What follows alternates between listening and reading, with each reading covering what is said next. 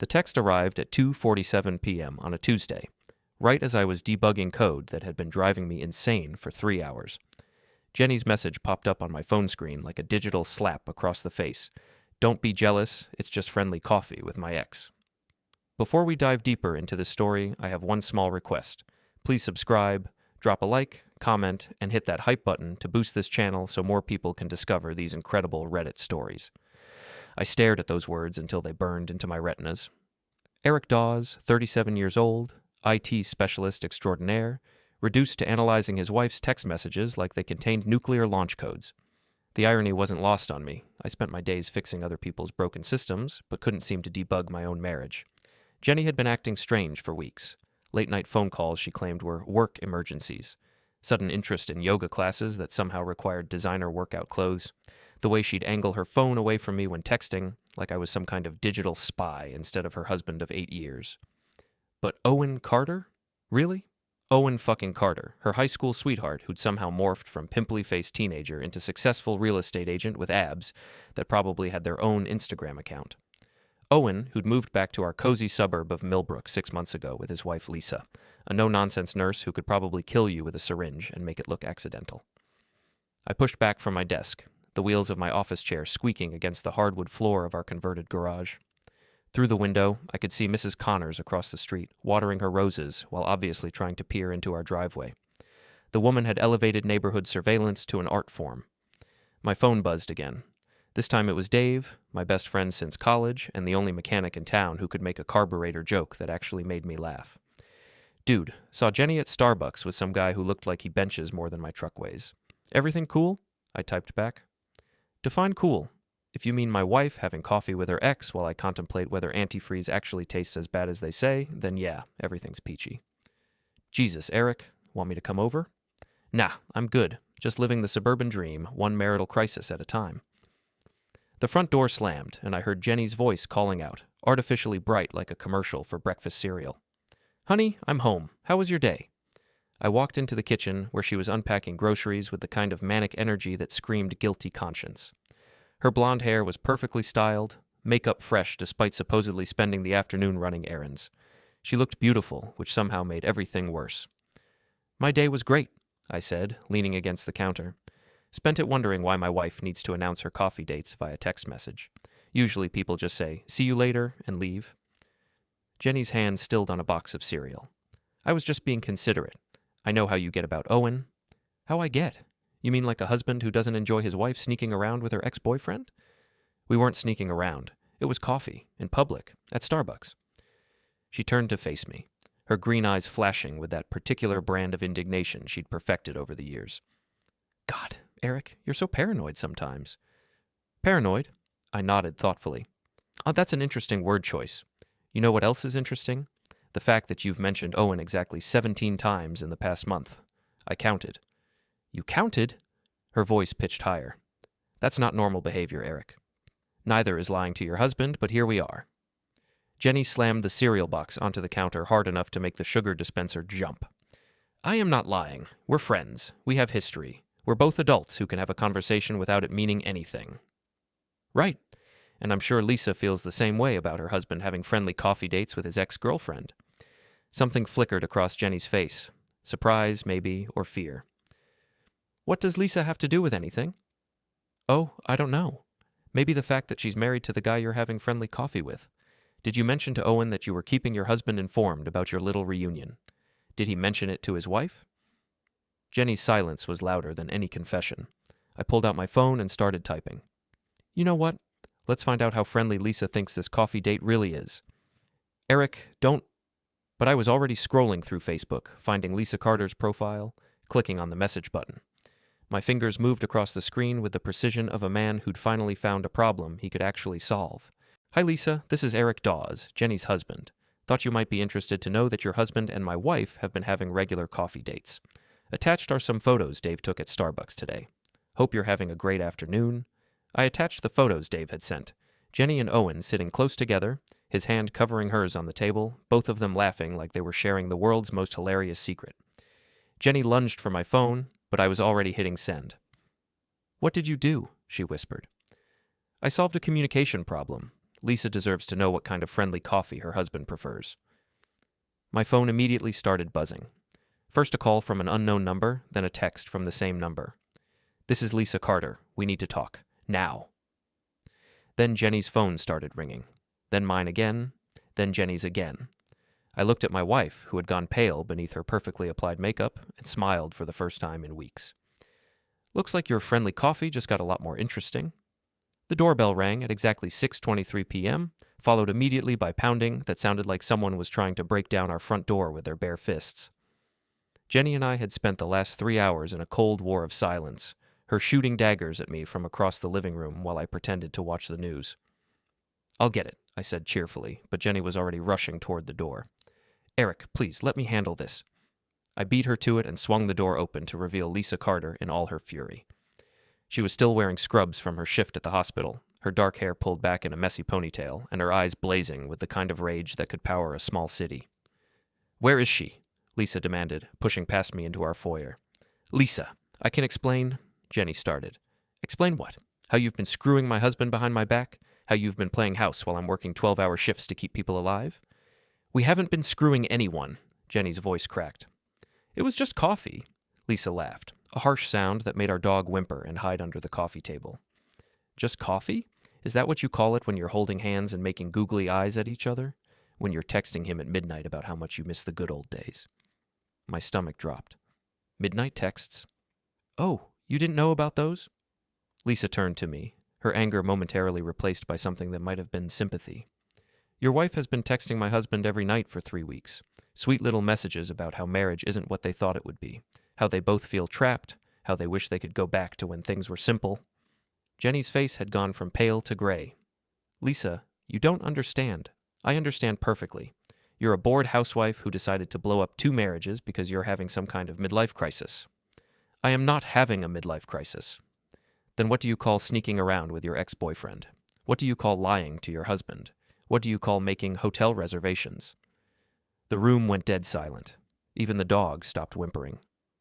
"Hotel reservations?" I repeated slowly. Lisa pulled out her phone and started reading. "Marriott downtown, this Friday night. Reservation for Mr. and Mrs. Carter. Except I sure as hell didn't make that reservation, and Owen's too stupid to cover his tracks." Jenny opened her mouth, closed it, then opened it again like a fish gasping for air. "It's not what you think." "It's exactly what I think," Lisa screamed. "You're both lying, cheating pieces of garbage, and I'm done pretending otherwise." The shouting had attracted attention. Through our front window, I could see Mrs. Connors standing in her yard with her watering can, not even pretending to tend her roses anymore. Todd from next door was walking his dog in the slowest circles possible, clearly hoping to catch more of the show. My phone buzzed with a text from Dave. "Bro, there are like 6 neighbors standing in the street watching your house." "What's going on?" I typed back. Jenny's friendly coffee just turned into a full-contact sport. "Need backup?" "Nah, I'm enjoying the show." Lisa was still going strong. "And you," she whirled on me. "How did you not know? How did you not see what was happening right under your nose?" "I saw it," I said calmly. "That's why you're here. You should have stopped it sooner." "I'm not my wife's keeper. She's a grown woman who made grown woman choices. I just thought her husband's wife deserved to know about those choices." Jenny finally found her voice. "Eric, how could you do this? How could you humiliate me like this?" I stared at her. This woman I'd loved for 8 years, who was standing in our living room accusing me of humiliation while a hotel reservation hung between us like a smoking gun. "I humiliated you?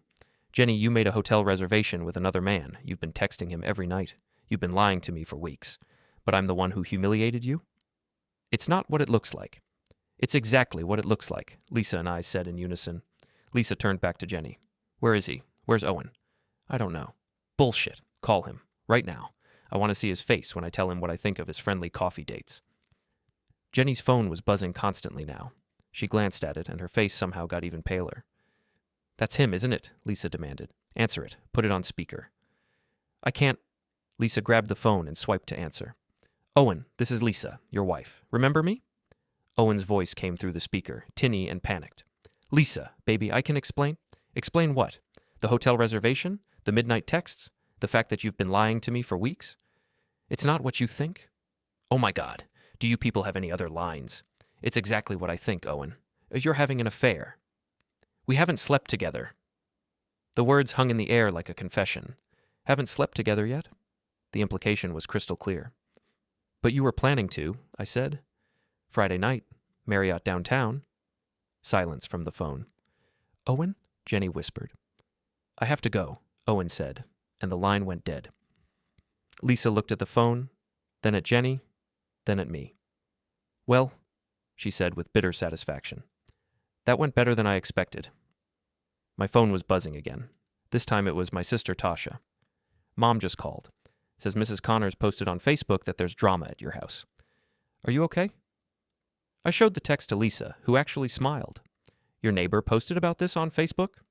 Mrs. Connors posts about everything on Facebook. Last week she live tweeted a squirrel getting into her bird feeder. Good. I hope everyone sees what kind of person your wife really is. Jenny was crying now, ugly sobs that shook her whole body. This is insane. You're both insane. It was just coffee. We're friends. We were friends before either of you existed in our lives. Friends don't make hotel reservations together, Lisa said coldly. Friends don't send midnight texts about being trapped in their marriages, I added. Friends don't lie to their spouses for weeks, Lisa finished. Jenny looked between us, mascara streaking down her cheeks, and I felt something inside me break. Not my heart, that had been cracking for weeks. Something deeper, the part of me that had believed in us, in our marriage, in the life we'd built together. Get out, Jenny whispered. Excuse me? Lisa said. Both of you, get out of my house. I don't have to listen to this. I looked at my wife, standing in our living room, demanding that I leave my own house because she couldn't handle the consequences of her choices. Actually, I said quietly, I think you're the one who should leave. Dave arrived 20 minutes after Lisa left, carrying a six-pack of beer and wearing the expression of a man who'd just driven through a neighborhood full of gossiping housewives. Dude, he said, handing me a bottle. Mrs. Connors literally flagged me down to ask if I knew what was happening. She's got like 40 comments on her Facebook post already. I twisted off the cap and took a long drink. What did you tell her? That I'm just the mechanic and I don't get involved in marital drama. But seriously, what the hell happened after I sent you those pictures? Jenny had locked herself in our bedroom after I'd told her to leave. I could hear her on the phone, probably calling her best friend Marla to spin this disaster into something resembling victimhood. Lisa Carter happened. Turns out Owen's been texting Jenny every night. They made a hotel reservation for Friday. Dave nearly choked on his beer. A hotel reservation? Jesus, Eric, I'm sorry. Don't be sorry. Be impressed. I just scored the most epic revenge in suburban history without breaking a single law. What do you mean? I pulled out my phone and showed him Mrs. Connors' Facebook post. It had exploded into a full-blown neighborhood discussion thread, with everyone from the mailman to the lady who ran the book club weighing in on the drama at the Dawes house. Holy shit, Dave breathed, scrolling through the comments. Look at this one from Todd. Saw the whole thing from my yard. Wife was screaming about hotel reservations and midnight texts. Eric looked like he was enjoying every minute of it. Todd's not wrong. And this one from Sarah at the grocery store. Jenny always seemed too good to be true. Nobody's marriage is that perfect. Apparently ours wasn't. Dave kept scrolling. Oh man, Marla's trying to defend Jenny in the comments. She's saying people shouldn't jump to conclusions. Let me see that. I took the phone and read Marla's comment. Everyone needs to calm down. Jenny is my best friend, and I know for a fact that nothing inappropriate happened. Sometimes old friends reconnect, and it's completely innocent. I started typing a response. Marla, since you seem to know so much about Jenny's friendship with Owen, maybe you can explain why she didn't mention the hotel reservation to me, or the midnight texts. Just curious how innocent friends need hotel rooms for their conversations. You're really going to engage in a Facebook fight? Dave asked. I'm not fighting. I'm asking questions. There's a difference. My phone rang. Jenny's contact photo filled the screen. A picture from our last anniversary. Both of us smiling like we didn't have a care in the world. It's her, I told Dave. You going to answer? I let it go to voicemail, then immediately played the message on speaker. Eric, please. We need to talk. I know how this looks, but you're wrong about everything. Owen and I are just friends. The hotel reservation, it's not what you think. Please call me back. I love you. Dave raised an eyebrow. Hotel reservation isn't what you think? How many ways can you interpret a hotel reservation? Right? It's like saying a pregnancy test isn't what you think? My phone buzzed with a text from Tasha. Mom's freaking out. Says the whole neighborhood is talking about you and Jenny. Call me. Then another text, this one from an unknown number. This is Lisa Carter. Can we meet tomorrow? I think we need to compare notes about what our spouses have been up to. I showed both texts to Dave. Lisa wants to meet. That could be dangerous, man. Scorned wives plotting together. That's how people end up on the evening news. Or it's how cheating spouses end up getting exactly what they deserve. Dave was quiet for a moment, peeling the label off his beer bottle. Eric, I have to ask, what's your endgame here? You've already blown up their affair before it really started. You've humiliated them both in front of the whole neighborhood. What more do you want? I thought about that question. What did I want? A divorce? Revenge? An apology? All of the above? I want them to understand that actions have consequences, I said finally. Jenny thought she could lie to me, sneak around with her ex, plan hotel dates, and I'd just sit there like a good little husband and take it. Owen thought he could blow up his marriage and mine without any pushback. They both thought they were smarter than everyone else. And now? Now they're learning that they're not. My phone rang again. This time it was Owen. Should I answer it? I asked Dave. Hell yes. Put it on speaker. I swiped to answer. Owen, how's your evening going? Eric, we need to talk. Man to man. I'm listening. This whole thing has gotten out of hand. Lisa's talking about divorce. Jenny's hysterical. The whole neighborhood is involved. We need to fix this. We? There's no we, Owen. You and my wife made choices. Now you're dealing with the consequences. Nothing happened between us. Yet. Nothing happened yet. But you made a hotel reservation. You've been texting her every night. You've been meeting for coffee and holding hands. So don't tell me nothing happened. Look, I know how it looks.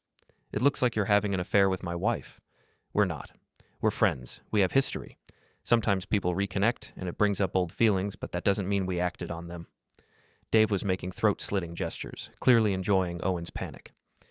Owen, let me ask you something. Did you tell Lisa about the hotel reservation? Silence.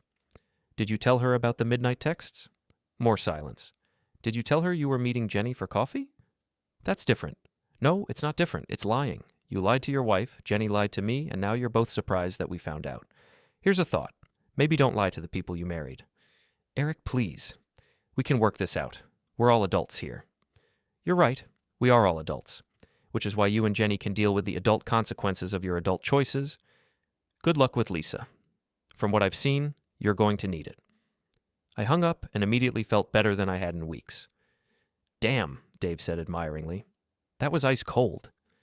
That was honesty, something Owen apparently isn't familiar with. My phone buzzed with another text from Lisa. Owen just came home. We need to talk tomorrow. There's more you need to know about your wife. I showed the message to Dave, who whistled low. More you need to know? That sounds ominous. Or promising, depending on your perspective. You're really going to meet with her? I thought about Jenny upstairs, probably still on the phone with Marla, spinning this disaster into something that wasn't her fault. I thought about Owen, scrambling to save his marriage after getting caught red-handed. I thought about the hotel reservation, the midnight texts, the lies upon lies upon lies. Yeah, I said. I think I am. From upstairs came the sound of Jenny's voice, raised in anger, probably yelling at Marla for not defending her better on Facebook. The woman who'd promised to love and honor me was upstairs plotting damage control while I sat in my living room planning my next move. Dave, I said, I think this is just the beginning. Lisa Carter looked like she hadn't slept in days. We met at a coffee shop on the other side of town, far from Millbrook's gossip network, though I suspected our absence would be noted and discussed by someone. She was already there when I arrived, sitting in a corner booth with a laptop open and a stack of papers spread across the table. She looked up when I approached, and I saw that her eyes were red-rimmed but determined. Eric, thanks for coming. I slid into the booth across from her. Thanks for not trying to kill me yesterday. I wasn't sure how you'd react to finding out about the coffee dates. I should thank you. If you hadn't sent me those pictures, I might have gone on believing my husband when he said he was working late. She gestured to the papers on the table. Turns out he's been working late with your wife for longer than either of us realized. A waitress appeared and I ordered coffee, black. Lisa waited until she was gone before continuing. I spent all night going through Owen's phone, his computer, his credit card statements. Eric, this has been going on for 3 months. My stomach dropped. 3 months? Maybe longer. The first text I found was from January. Your wife sent him a friend request on Facebook right after New Year's. Said she was thinking about old friends and wondered how he was doing. Lisa turned her laptop around so I could see the screen. Facebook messages between Jenny and Owen, starting innocent enough but quickly becoming more intimate. Jenny, Do you ever think about high school? We were so happy then. Owen. All the time. Life was simpler when we were 18. Jenny. Sometimes I wonder what would have happened if we hadn't broken up. Owen. Me too, but we're both married now. Different lives. Jenny. Different doesn't always mean better. I scrolled down, watching their conversations grow more personal, more flirtatious, more dangerous. Owen. Eric doesn't appreciate what he has. Jenny. Lisa doesn't understand you like I do. Jenny. I miss feeling wanted. Owen. You are wanted. By me. Always have been. Jesus, I breathed. It gets worse. Lisa clicked to another folder. Phone records. They've been talking every day for 2 months, sometimes for hours. She showed me the call logs. Calls at midnight, calls at 6 in the morning, calls during lunch breaks and after work. Hundreds of calls, thousands of minutes. How did I not know? I asked, more to myself than to Lisa. Because you trusted your wife. Because you assumed the person you married wouldn't lie to your face every single day for months. Lisa's voice was bitter. I did the same thing. Every time Owen said he was working late, every time he said he had to run errands, every time he was on his phone texting clients, I believed him. I kept scrolling through the messages, watching my marriage dissolve in real time, Jenny complaining about our sex life, Owen talking about how Lisa had gained weight after their last kid, both of them painting their spouses as obstacles to their happiness. Here's the part that really pissed me off, Lisa said, clicking to a new conversation thread. They've been planning this affair like it's a business merger. Look at this. Jenny, we need to be smart about this. No mistakes? Owen, agreed. Hotel on the other side of town, pay cash, turn off location services. Jenny, what about Eric? He's been suspicious lately. Owen, Lisa doesn't suspect anything. She's too busy with work. Jenny, maybe we should wait until things calm down. Owen, I can't wait anymore. I need to be with you. Jenny, Friday then. I'll tell Eric I'm having dinner with Marla. I looked up at Lisa. Marla knew. That's what I wanted to talk to you about. Lisa pulled out another stack of papers. I did some digging into your wife's best friend. Turns out Marla's been more involved in this than either of us realized. She handed me a printout of bank records. Owen's been paying Marla $500 a month for the last 2 months. Paying her for what? Providing alibis, covering for Jenny when she's with Owen, lying to you about where your wife really is. Lisa's voice was getting harder.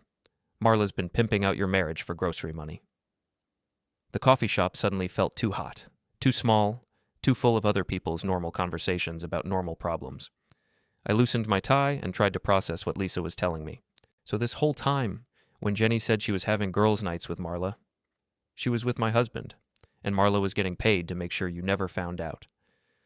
I thought about all the times Jenny had come home from her girls' nights glowing and happy, talking about how good it felt to spend time with friends.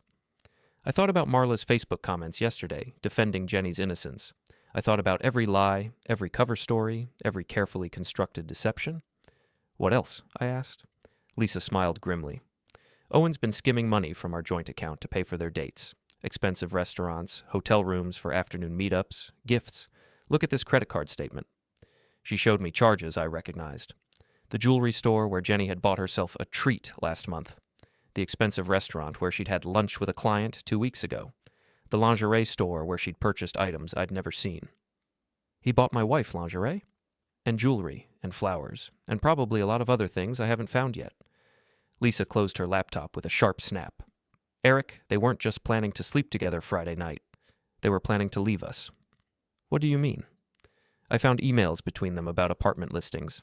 They were looking at places downtown, talking about starting fresh, about how much happier they'd be together. Lisa's voice cracked slightly. They were going to blow up both our families and run off into the sunset like some kind of romantic movie. I sat back in the booth, feeling like I'd been punched in the stomach. It was one thing to discover an affair. It was another to realize your wife had been planning to abandon your entire life together. So what do we do now? I asked. Lisa's smile turned predatory. Now we make sure they understand exactly what they're giving up, and exactly what it's going to cost them. She pulled out her phone and showed me a group text thread. I've been busy this morning. I want to see what I sent to Jenny's work friends.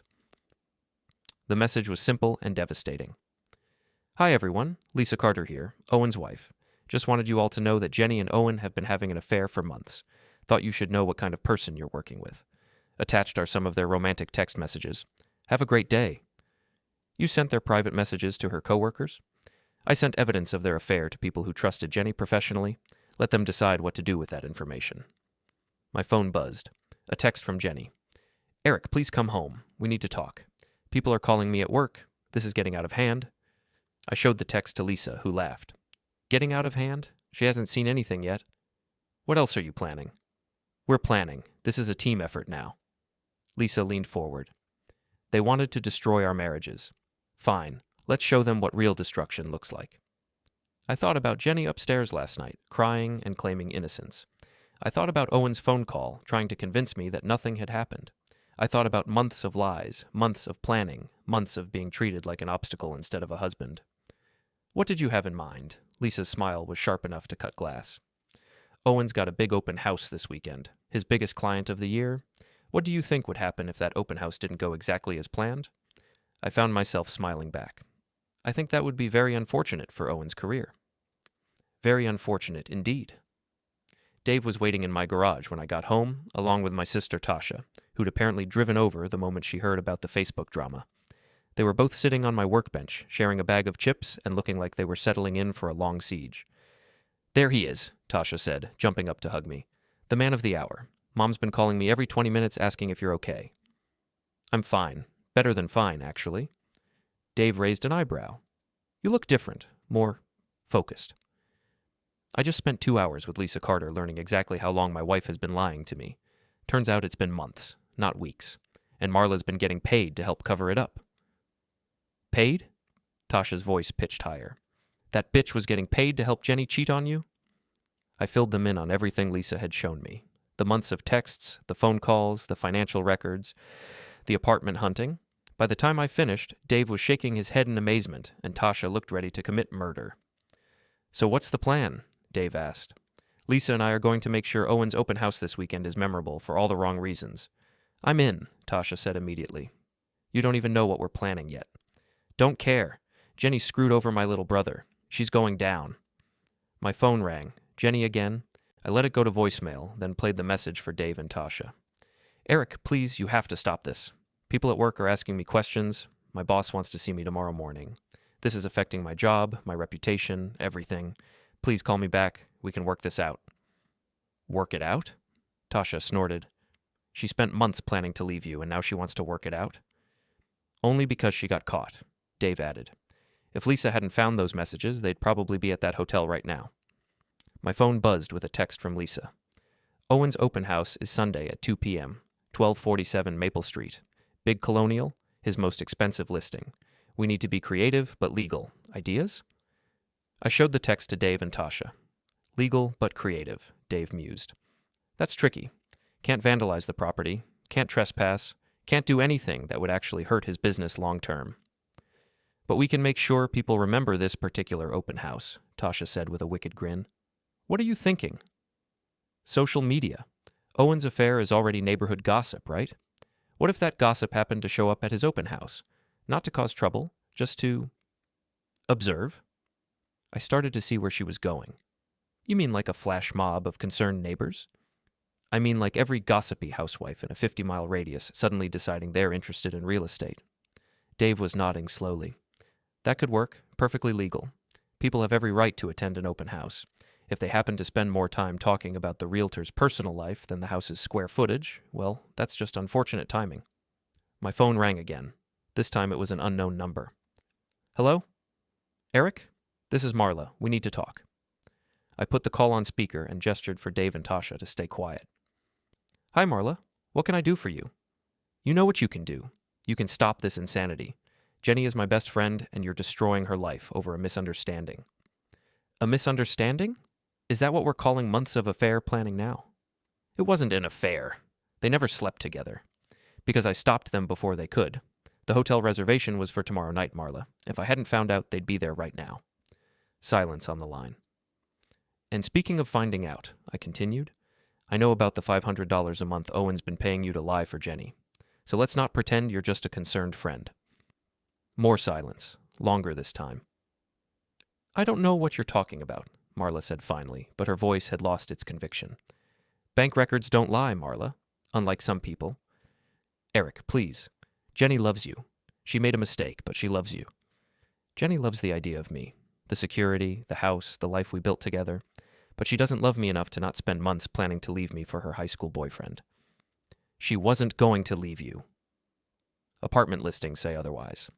I could hear Marla breathing heavily on the other end of the line. When she spoke again, her voice was smaller, more desperate. What do you want? What will it take to make this stop? I want Jenny to face the consequences of her choices. I want Owen to understand that actions have repercussions. And I want you to stop pretending you're an innocent bystander when you've been profiting from my marriage falling apart. I was just helping a friend. You were just helping yourself to Owen's money. There's a difference. I hung up and looked at Dave and Tasha, who were both grinning. Damn, little brother, Tasha said. When did you get so ruthless? When I realized that being nice and trusting and understanding was just giving people permission to walk all over me. My phone immediately started buzzing with text from Marla, then from Jenny, then from Owen again. I turned it face down on the workbench. So Sunday's open house, I said. How do we make sure it's unforgettable? Dave cracked his knuckles. Leave that to me. I know every gossip in 3 counties. By Sunday afternoon, Owen's open house is going to be the most well-attended real estate event in Millbrook history. What about Jenny? Tasha asked. She's going to figure out what we're doing. Let her. She can't stop people from attending a public open house, and she can't stop people from talking about what they've heard. This is going to destroy Owen's reputation, Dave warned. Good. He should have thought about that before he decided to destroy my marriage. Tasha pulled out her phone. I'm texting Mom. She's going to want to be there for this. Mom, Tasha, this isn't a family reunion. My baby brother is finally standing up for himself after his wife tried to run off with her ex-boyfriend. Mom wouldn't miss this for the world. As if on cue, my phone rang. Mom's contact photo filled the screen, a picture of her holding a sign at my college graduation that read, "That's my boy." I should probably take this, I said. Eric Michael Dawes. Mom's voice came through the speaker before I could even say hello. Your sister just told me what that woman did to you. Hi, Mom. Don't you hi Mom me. I never liked Jenny. Too perfect, too sweet, too good to be true. I told your father she was hiding something. You never said that. I said it to your father, and I was right, wasn't I? Nobody's marriage is that perfect. Nobody smiles that much unless they're hiding something. Dave and Tasha were trying not to laugh. Mom, I'm fine. Everything's under control. Under control? Eric, the whole neighborhood is talking about you. Mrs. Patterson from my book club called to ask if it's true that Jenny's been having an affair. Mrs. Patterson lives in Florida. News travels fast when it's this juicy. Now what's this Tasha tells me about an open house on Sunday? I looked at my sister, who shrugged apologetically. We're just going to observe Owen's professional conduct, I said carefully. We're going to make sure everyone in town knows what kind of man he really is, Mom corrected, and I'm bringing the book club. Mom, you don't need to. Eric, honey, you're my son. If someone hurts you, they hurt me. And if they hurt me, they're going to learn why your father calls me his secret weapon. The line went dead. I stared at my phone. The book club? Dave asked. 12 women between the ages of 60 and 75 who've been gossiping together for 20 years, Tasha explained. They're like a senior citizen intelligence network. This is getting out of hand. No, Tasha said firmly. This is getting good. From inside the house came the sound of the front door slamming, followed by Jenny's voice calling my name. She sounded panicked, desperate, and very, very angry. Showtime, Dave said, but I was already walking toward the house, ready for whatever came next.